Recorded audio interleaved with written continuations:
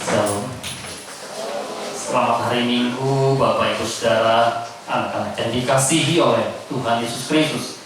Bersyukur pada Tuhan, minggu ini tentu minggu pertama bagi kita semua, boleh bersama-sama kembali di tempat ini untuk memuji Tuhan, memuliakan Tuhan, dan mendengarkan firman Tuhan.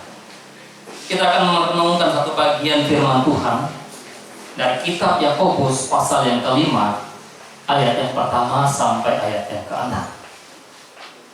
Yakobus pasal 5 ayat 1 sampai ayat 6. Kita akan membaca secara bergantian. Saya membaca ayat pertama, Bapak Ibu Saudara membaca yang kedua, demikian seterusnya sampai ayat yang ke-6. Nanti kita akan baca bersama-sama. Demikian firman Tuhan. Jadi sekarang, hai kamu, orang-orang kaya, menangislah dan merataplah atas sengsara yang akan menimpa kamu.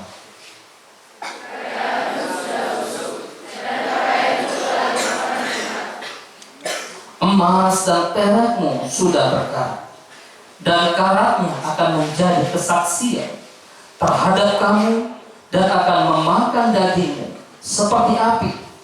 Kamu telah mengumpulkan harta pada hari-hari yang sedang berakhir.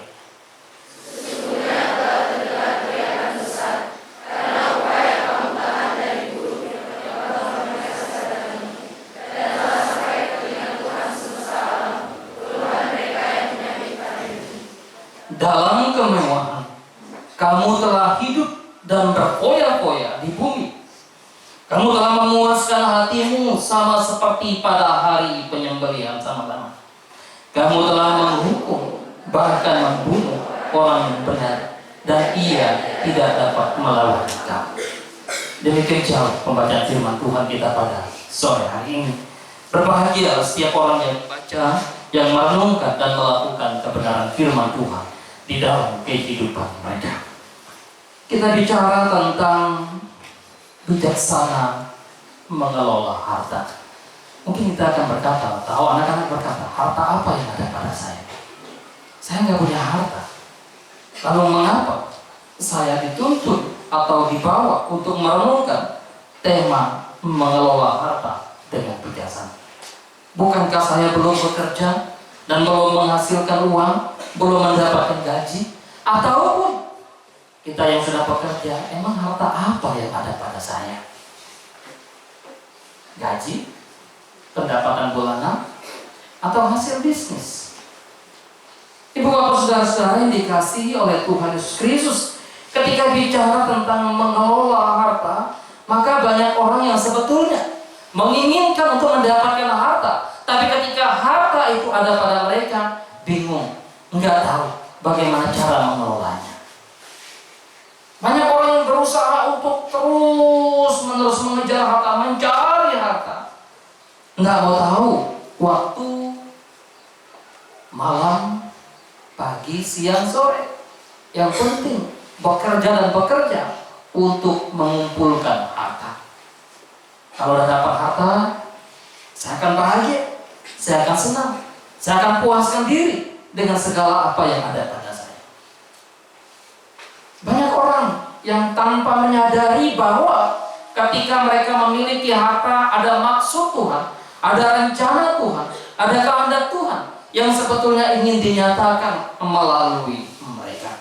Karena itu bagian yang kita baca menyadar ingatkan kepada kita bahwa kecaman yang begitu keras yang dilakukan oleh penulis kitab Yakobus ini kepada orang-orang yang menyebut diri atau orang-orang yang disebut sebagai orang yang kaya, yang memiliki harta, kekayaan dalam kehidupan mereka.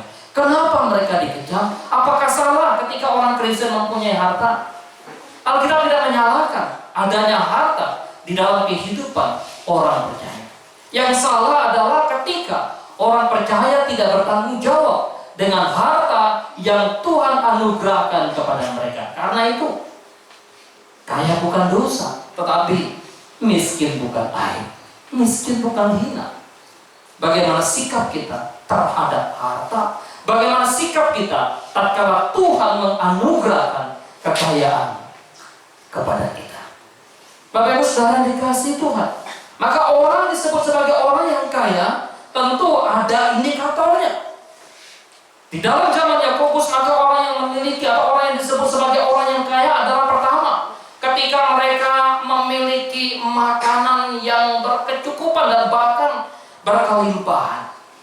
Mereka punya makanan sehingga ketika makanan itu ada waktu panen, ada gandum, ada hasil pertanian yang lain, lalu mereka timbun, mereka kumpulkan. Bukan hanya cukup untuk sehari dua hari, tapi cukup untuk barangkali berminggu-minggu, berbulan-bulan, dan bahkan bertahun-tahun. Sehingga ketika mereka panen, lalu hasil panen mereka begitu melimpah, dan itulah yang disebut dengan orang yang punya harta di zaman itu. Jadi kalau lagi orang makan pas-pasan, panennya pas-pasan, wah itu belum disebut sebagai orang yang kaya. Yakobus mencatat bagian itu dalam teks yang kita baca secara tersirat ada di sana, bahwa orang yang disebut sebagai orang yang punya harta, yang punya kekayaan adalah tatkala mereka punya sesuatu dari hasil pertanian mereka, dari hasil kebun mereka, lalu mereka kumpulkan, mereka simpan. Ada gudangnya tentunya untuk mereka menyimpan. Orang yang disebut sebagai orang yang kaya, orang yang punya harta, bukan hanya sekadar punya hasil dari pertanian, hasil dari perkebunan mereka, tetapi orang yang disebut sebagai orang yang kaya juga adalah orang yang punya kain yang bagus, pakaian yang bagus.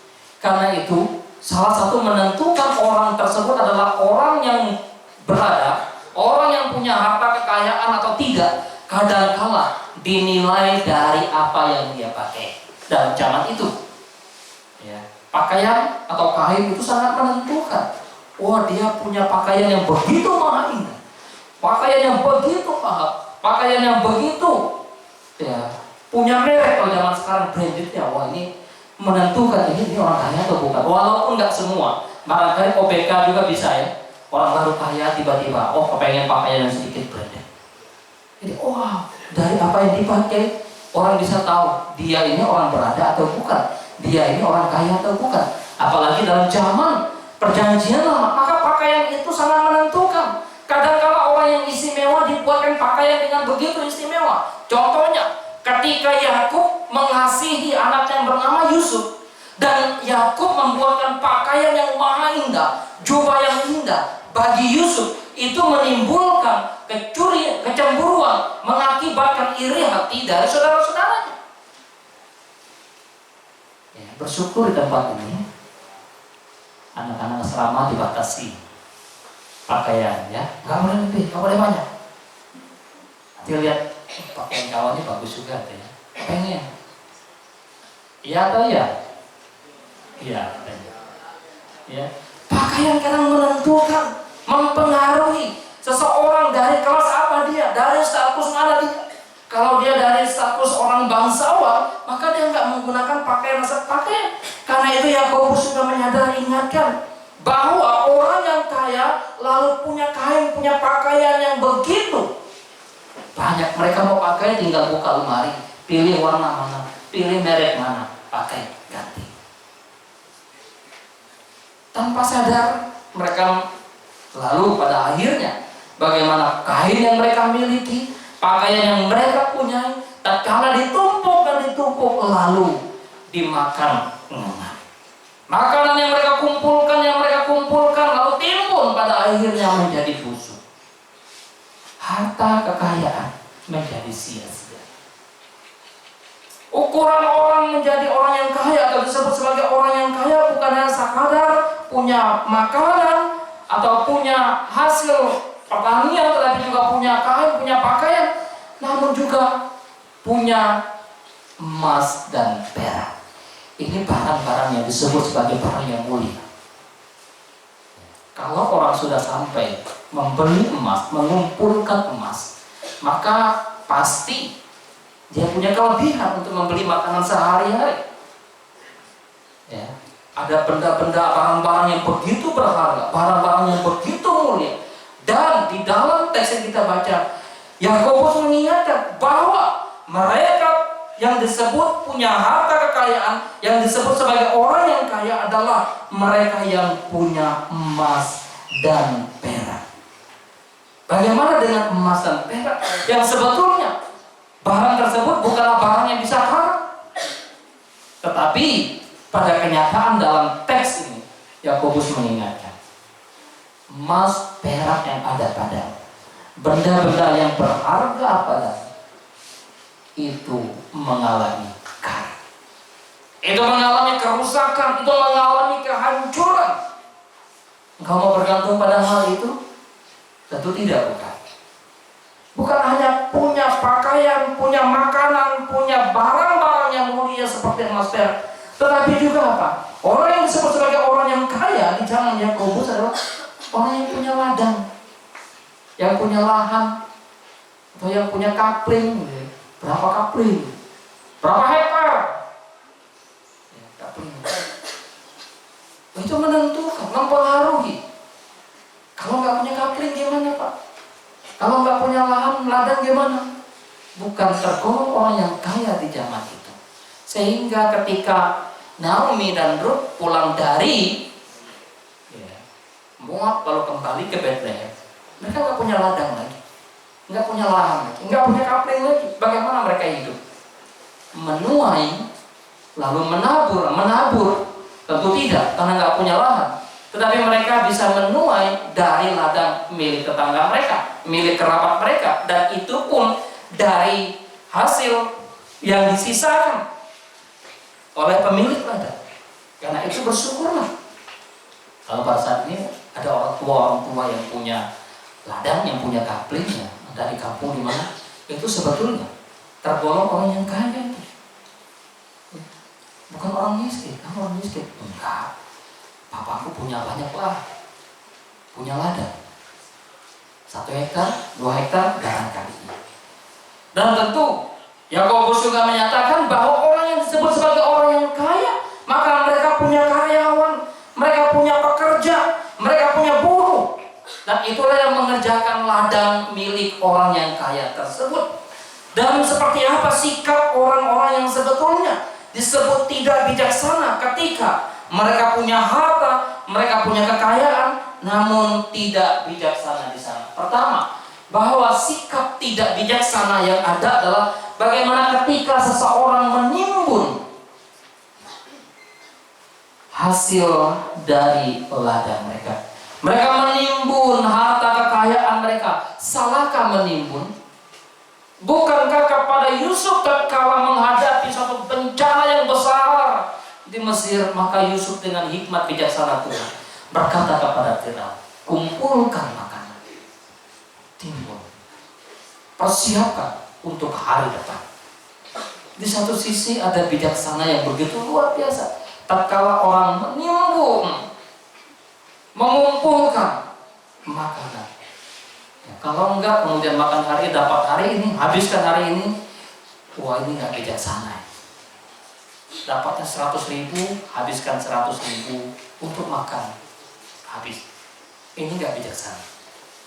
Tapi kalau dapat 100.000, makan sedikit, kumpulkan, timbun, ini bijaksana. Tetapi dalam bagian ini kenapa Yakobus mengecam mereka yang punya harta kekayaan, makanan, bahkan pakaian, emas, lalu mereka timbun, mereka kumpulkan. Untuk apa mereka menimbun semuanya itu? Ternyata bukan untuk mempersiapkan hari esok yang lebih baik, namun lebih menunjukkan betapa mereka tidak lagi mau bergantung pada Tuhan. Mereka bergantung pada harta kekayaan mereka, mereka bergantung pada kemampuan finansial yang mereka miliki, mereka bergantung pada uang mereka. Itulah yang dikecam. Kenapa engkau menimbun harta? Kenapa engkau mengumpulkan harta? Mengumpulkan pada hari-hari terakhir. Hari terakhir di mana penantian akan Kristus yang datang kembali kedua menjadi sesuatu yang sangat kuat dinantikan oleh orang-orang Yahudi. Tetapi ketika orang kaya, lalu mereka terus mengumpulkan, menimbun harta, menimbun kekayaan, sampai menjadi busuk, sampai menjadi rusak. Ini artinya bahwa mereka tidak bertanggung jawab dengan berkat yang Tuhan berikan pada mereka. Yo, ini pelitnya orang. Ada makanan, timbun di bawah kasur, sampai busuk di bawah kasur. Ada yang biasa ramah begitu enggak? Enggak ya. Pelit amat sama temannya. Tentu tidak ya. Ini harta, ini kekayaan yang orang tua berikan. Nah, ini makananmu ya. Wah, ya. Sampai pada akhirnya kenapa lalu Yakobus ingatkan mereka, ingat, engkau akan menangis, engkau akan meratap, engkau akan menjerit pada waktu di mana engkau sadar bahwa harta yang kau timbun itu, kekayaan yang kau kumpulkan itu tidak dapat menjadi penolong bagimu tatkala engkau diperhadapkan dengan satu penghakiman terakhir. Apa yang engkau harapkan? Malah harta kekayaan yang kau timbun itu menjadi kesaksian atau memberi kesaksian tentang hidupmu. Betapa hidupmu itu tidak memberikan faedah, tidak memberikan efek bagi orang-orang. Bapak Ibu Saudara dikasih Tuhan, itulah kenapa disebut tidak bijaksana di dalam menimbun harta, mengumpulkan harta, sampai pada akhirnya harta membusuk. Ada orang yang ketika diberkati dengan berkat makanan, terus simpan, nanti untuk besok, untuk lusa dan seterusnya, sampai kadang lupa, udah mau expired. Wow, ini udah tinggal sehari 2 hari expired, distribusi, kasih. Ini nggak bertanggung jawab. Syukur-syukur kalau masih bisa dimakan, diminum. Coba kalau dimakan, diminum tiba-tiba membuat orang keracunan, kan betapa berbahaya ya. Yakobus ingatkan kepada orang-orang yang memiliki harta kekayaan supaya tatkala mereka menimbun, lalu jangan lupa bahwa engkau menimbun supaya engkau tidak bergantung pada Allah, supaya engkau tidak bergantung pada Tuhan, supaya engkau bergantung pada harta kekayaanmu. Itu adalah kesalahan besar, itu adalah egois, itu adalah keangkuhan, kesombongan manusia yang menganggap bahwa tidak perlu Allah, tidak perlu iman untuk hidup. Maka disadar ingatkan, engkau akan mengalami kemalangan, engkau akan menderita, engkau akan mengalami celaka dengan apa yang engkau lakukan sendiri. Hati-hati ketika engkau punya harta, punya kekayaan. Menabung penting. Lalu mengikuti asuransi penting. Pak, kami nggak perlu asuransi, kami cukup beriman saja. Ya. Atur apa yang Tuhan berikan kepada. Diberi uang jajan oleh orang tua sekian, habiskan sehari. Atur. Itu bijaksana. Wah, jangan simpan, jangan tabung, atau jangan pendam. Nanti dimakan enggak, dimakan kerap katanya. Bukan begitu. Tetapi untuk apa engkau menyimpan itu? Bukan supaya engkau menjadi pelit, tetapi engkau menjadi orang yang tahu dan bertanggung jawab dengan apa yang Tuhan berikan kepada. Bahwa orang kaya yang bodoh di dalam kisah yang disampaikan oleh Injil Lukas pasal yang ke-12 ayat 16 sampai 21, oh saya punya kekayaan, punya harta yang melimpah, maka saya nggak perlu lagi kerja, saya simpan semua dan aman hidup saya. Dia nggak tahu kalau pada satu titik tertentu dia mengalami yang namanya hari terakhir bagi dia, lalu kematian menimpa dia. Dia menikmatinya, dan sempat untuk berbagi berkat pada yang lain. Kenapa disebut orang yang disebut tidak bijaksana dalam bagian ini adalah orang yang mengumpulkan harta, mengumpulkan kekayaan mereka, tetapi dengan cara yang tidak benar. Mereka disebut sebagai orang yang tidak bijaksana dengan harta mereka, dari cara mereka mengumpulkan, dari cara mereka mereka mendapatkan harta. Mereka ingin harta, tetapi cara mendapatkan adalah cara yang salah, bukan cara yang benar. Cara yang keliru, bukan cara yang dikehendaki oleh Allah. Mereka memperoleh harta, mengumpulkan kekayaan, lalu dengan cara mengabaikan keadilan, mengabaikan belas kasihan, bahkan dianggap sebagai menahan berkat Allah atas orang lain. Dengan cara seperti apa?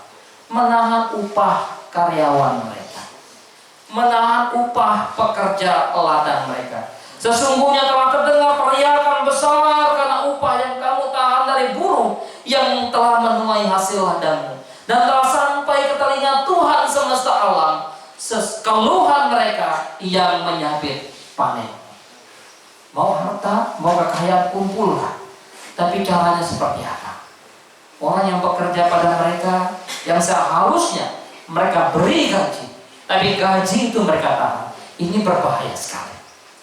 Hukum Taurat atau di dalam kitab Perjanjian Lama, Imamat pasal 19 ayat 13 dan Ulangan pasal 24 ayat 15 mengatur bagian tersebut.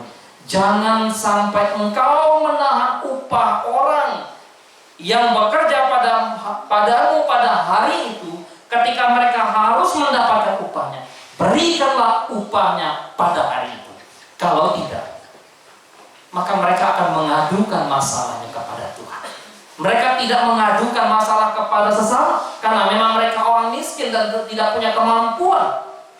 Untuk apa? Untuk melobi orang-orang di sekitar mereka.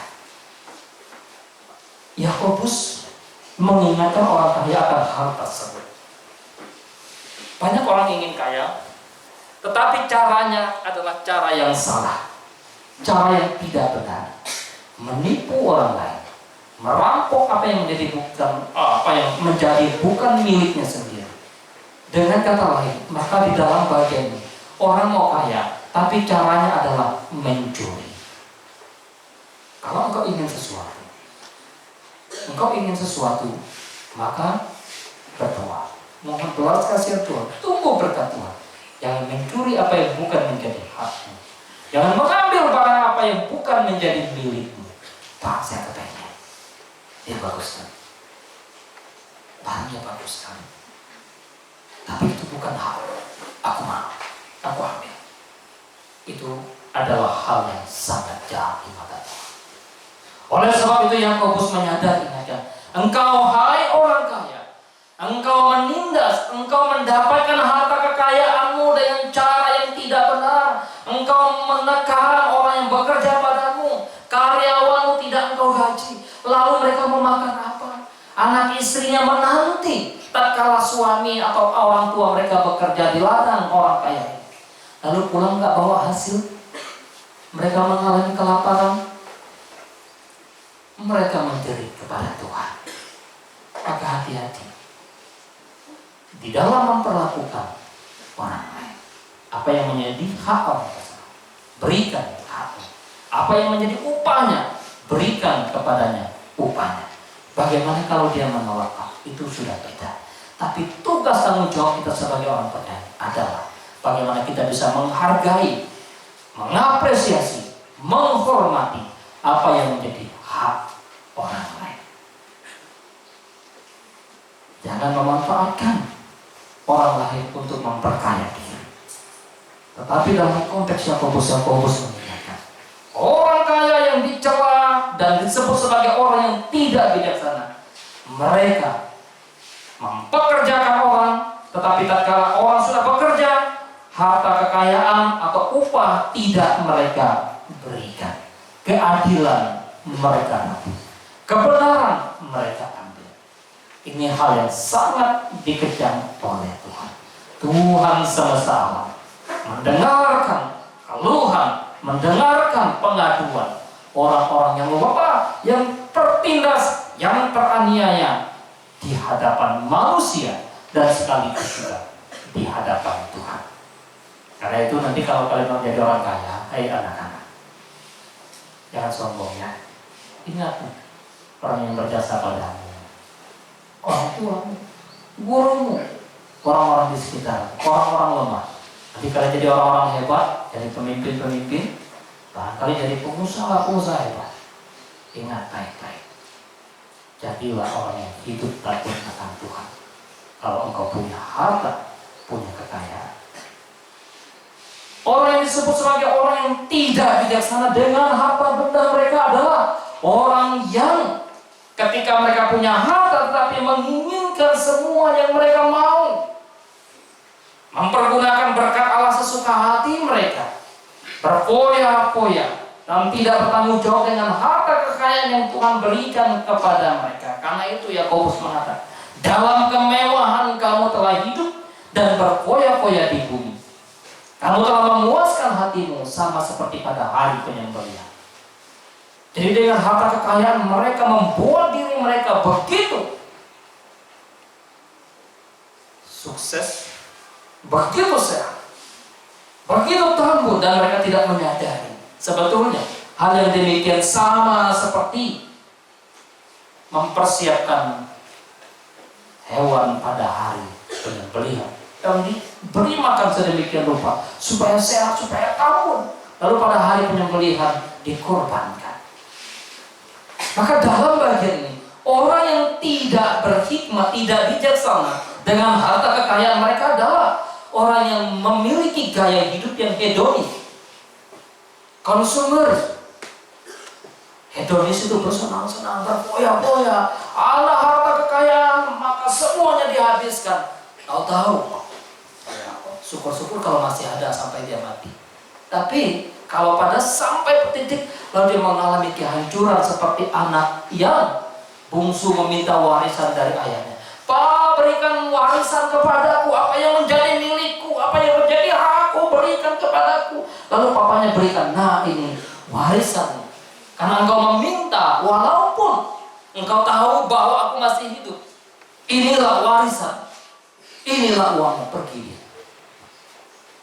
Habiskan dengan berfoya-foya. Sesuka hatinya mempergunakan uang, mempergunakan harta benda. Hati-hati. Tuhan beri berkat padamu dan padaku, supaya engkau dan saya bertanggung jawab. Bukan supaya kita berfoya-foya dengan berkat Tuhan yang ada. Kalau orang tua memberi uang kepada anak-anak, pergunakan dengan baik, pergunakan dengan bijaksana.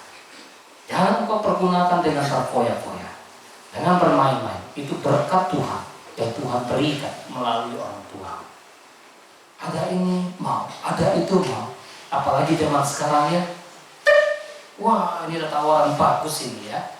Kira-kira saya klik nggak? Saya belanja nggak? Ini tawaran bagus. Buy one get one lagi katanya. Atau buy two get two. Wah, beli dua dapat dua di kesempatan ini. Ya, misalnya, hati-hati. Tawaran dunia, keinginan dunia begitu memikat kita, bukan? Wah, kawan punya sepatu bagus ini ya. Katanya juga nih, tapi gimana caranya? Pengen Pak, mau dong, minta uang untuk apa? Untuk keperluan sekolah. Serius kan? Serius. Dikirim foto tipu papa mamanya misalnya. Tapi tidak terjadi di sini ya. Oke. Jujur. Ya, ingat. Orang yang tidak bijaksana dengan harta, dengan kekayaan mereka adalah ketika mereka berfoya-foya, menghabiskan, menghamburkan uang mereka untuk sesuatu yang sia-sia. Pesta pora. Pokoknya sesuka hati mereka, gampang. Habis tinggal minta. Kalau nggak ada tinggal gesek. Dapat. Gesek di mana Pak? Gesek di pohon karet katanya. Nggak ada di sini tuh gesek-gesek ya. Ngabang sana nggak ada tempat tuh gesek-gesek. Sedikit tuh gesek-gesek. Ya, gesek. Kalau zaman sekarang nggak sadar tiba-tiba, ya, kartunya saldo Anda tidak mencukupi. Ya. Atau dengan kartu kredit tiba-tiba, wah, batas saldo yang diinginkan sudah habis. Jadi hati-hati dengan harta, dengan kekayaan. Pergunakan dengan bijaksana, bukan untuk berpoya-poya. Orang yang memiliki konsep berpoya-poya menghabiskan harta mereka, mereka pikir bahwa hidup kita hanya di bumi. Memikirkan hal-hal yang temporal, yang sementara, nggak pikir hal-hal yang kekal. Yang penting puas, yang penting senang. Berbahaya sekali dan sangat tidak bertanggung jawab dengan harta kekayaan yang demikian. Dan tentu orang yang tidak bijaksana dengan harta kekayaan, mereka adalah orang yang pada akhirnya menindas, membunuh, dan bahkan mencabut atau mengambil nyawa orang lain. Demi apa? Demi harta kekayaan. Nggak mau tahu dengan hidup manusia. Yang penting saya dapat harta. Saya bunuh dia, saya siksa dia, saya habisi nyawanya, saya rebut hartanya. Ini kayak begal aja ya. Kalau begal kan dia tidak kenal belas kasihan. Pokoknya begal lihat ini mangsa. Motor lewat, sikat. Mobil lewat, sikat. Nggak mau tahu cewek apa cowok, tua apa muda. Maka orang yang tidak bertanggung jawab adalah orang yang menindas, membunuh orang lain, orang yang benar. Lalu mereka tekan, mereka tindas, lalu mereka ambil harta kekayaan, mereka peras. Dan tentu orang yang lemah tidak punya kekuatan untuk membalas.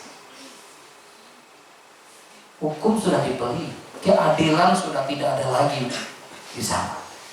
Maka seperti apa dan bagaimana sikap yang bijaksana dari anak-anak Tuhan terhadap atau dengan harta mereka? Pertama, pentingnya kita mengelola harta dengan bijaksana, karena kita tidak tahu akan hari esok kita. Kita mesti menyadari bahwa harta kekayaan ketika salah dikelola bukan menjadi berkat, tetapi bisa menjadi laknat bagi manusia. Bukan membawa sukacita, tetapi bisa membawa petaka. Karena itu penting kita mengelola harta, penting kita mengatur segala berkat yang Tuhan berikan agar tidak menjadi malapetaka dalam hidup. Suatu hari seorang datang, Pak, kami bersaudara cukup banyak. Terus orang tua sudah tidak ada, tapi harta kekayaan cukup banyak.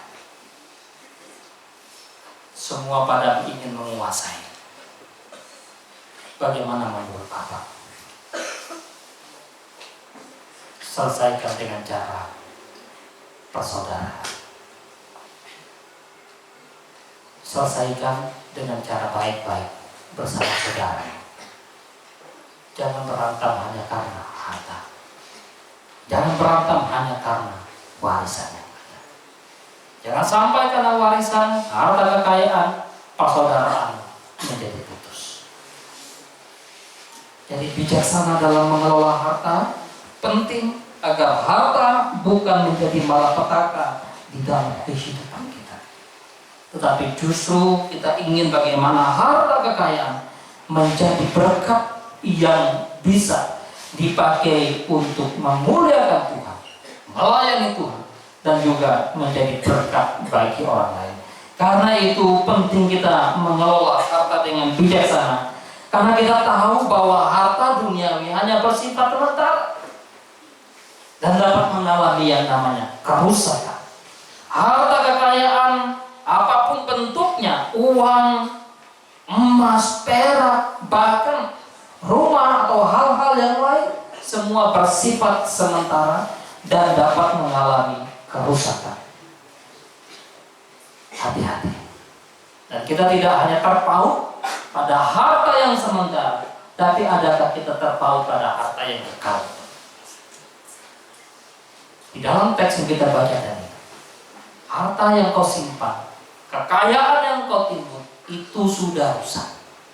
Pakaianmu, kainmu yang kau miliki, pakaian-pakaian yang mahal, yang indah, yang ada padamu, itu sudah dimakan dengan emas, perakmu sudah mengalami karat.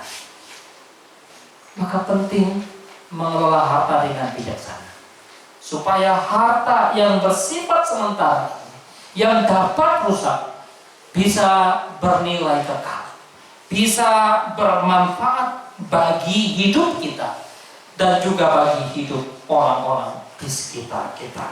Harta perlu dikelola dengan bijaksana, karena memang harta adalah pemberian Allah. Harta kita adalah anugerah Tuhan.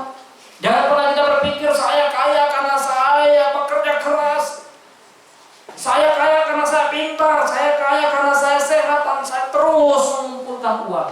Demi Tuhan Allah yang hidup, Tuhan yang memberikan berkat padamu dan berkat padamu. Kalaupun kau punya berkat, punya harta, punya kekayaan, ingat, harta itu adalah anugerah Tuhan, bukan dipakai untuk berpoya-poya, tetapi dipakai untuk apa? Memuliakan Tuhan. Muliakanlah Tuhan dengan harta, dengan apa yang ada padamu. Jangan kau muliakan dirimu dengan hartamu. Jangan kau muliakan dirimu dengan kelebihanmu. Tapi muliakanlah Allah. Orang yang bijaksana adalah orang yang mampu mensyukuri akan berkat Tuhan dalam kehidupan mereka. Karena itu jangan pergunakan berpoya-poya, tetapi pergunakan berkat Tuhan untuk memuliakan Dia. Uang, harta bukan tujuan hidup kita. Kalaupun Tuhan percayakan, itu adalah alat yang Tuhan mau pakai melalui kita. Supaya apa? Supaya kita bisa menjadi berkat bagi orang di sekitar kita. Karena itu kita penting mengelola harta dengan bijaksana, agar apa? Alat yang Tuhan berikan untuk menjadi berkat bagi orang lain, bukan untuk memuaskan segala keinginan kita. Ingat, apalagi dengan harta kita menindas orang lain, kita menyiksa orang lain, kita membeli orang lain, lalu kita memperbudak mereka. Ini tindakan yang sangat tidak menyenangkan hati Tuhan. Sekiranya kita sebagai orang percaya, dipercayakan harta, dipercayakan segala kekayaan yang kita miliki, apapun bentuknya, maka pergunakan itu dengan bijaksana. Hartamu, mungkin itu kepintaranmu, mungkin itu otakmu, maka pakai itu memuliakan Tuhan. Hartamu, mungkin itu adalah kepandaianmu, skillmu, maka pergunakan untuk memuliakan Tuhan. Hartamu, mungkin itu sahabatmu, teman-temanmu yang banyak, maka pakailah mereka juga untuk memuliakan Tuhan, bukan untuk memuaskan hidupmu. Dan biarlah kita menjadi orang-orang yang bijaksana di dalam mempergunakan setiap berkat yang Tuhan anugerahkan kepada kita. Tuhan menolong kita, Tuhan memimpin kita. Mari kita tundukkan kepala, kita berdoa kepada Tuhan.